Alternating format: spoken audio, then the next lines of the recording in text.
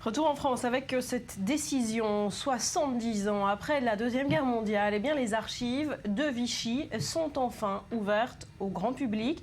Il s'agit notamment des dossiers policiers et judiciaires du régime. Julien, des dossiers qui vont nous permettre de mieux comprendre le fonctionnement de Vichy. Oui, absolument. La décision a été prise par arrêté qui a été signé par le président de la République et le Premier ministre. On va voir un extrait de ce texte de l'arrêté. Il dit qu'il demande la libre consultation avant l'expiration des délais prévus dans le Code du patrimoine d'archives relatives à la Seconde Guerre mondiale, émanant principalement des ministères des Affaires étrangères, de la Justice et de l'Intérieur. Alors concrètement, Barbara, quels documents sont concernés ? Eh bien, ce sont des milliers de documents qui sont concernés. Ils concernent les juridictions imposées par le régime de Vichy et par le gouvernement provisoire de la République française après la libération, c'est-à-dire qu'on va pouvoir voir le jugement et l'interrogatoire de criminels de guerre, voir également comment se sont passés les interrogatoires de la police française sous le régime de Vichy pendant l'occupation, toute la période de l'épuration, de la libération, des périodes très troubles de l'histoire française.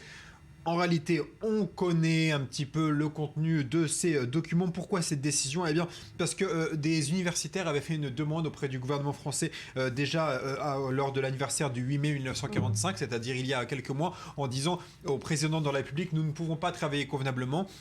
Il y a trop d'entraves administratives, nous ne pouvons pas avoir accès aux documents, nous ne pouvons pas envoyer nos étudiants faire des recherches puisqu'il y a trop de permissions à demander. Donc la loi en fait va pouvoir permettre à ces historiens d'ouvrir les cartons de la justice, d'ouvrir les cartons de la police française et voir ce qu'il y a dedans. Il ne faut pas s'attendre à une révolution historique, on connaît la plupart des faits du régime de Vichy, mais on peut s'attendre à plus de fluidité pour le travail des chercheurs. Un peu de patience tout de même, Barbara, puisque les archives nationales sont fermées jusqu'au 4 janvier à cause des fêtes de fin d'année. Alors pourquoi le gouvernement a-t-il pris cette décision maintenant ?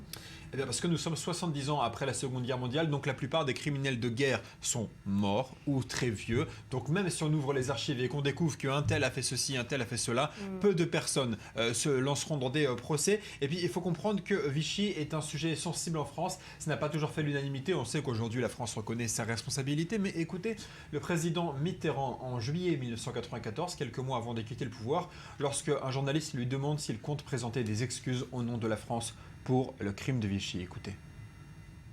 El Kabbach.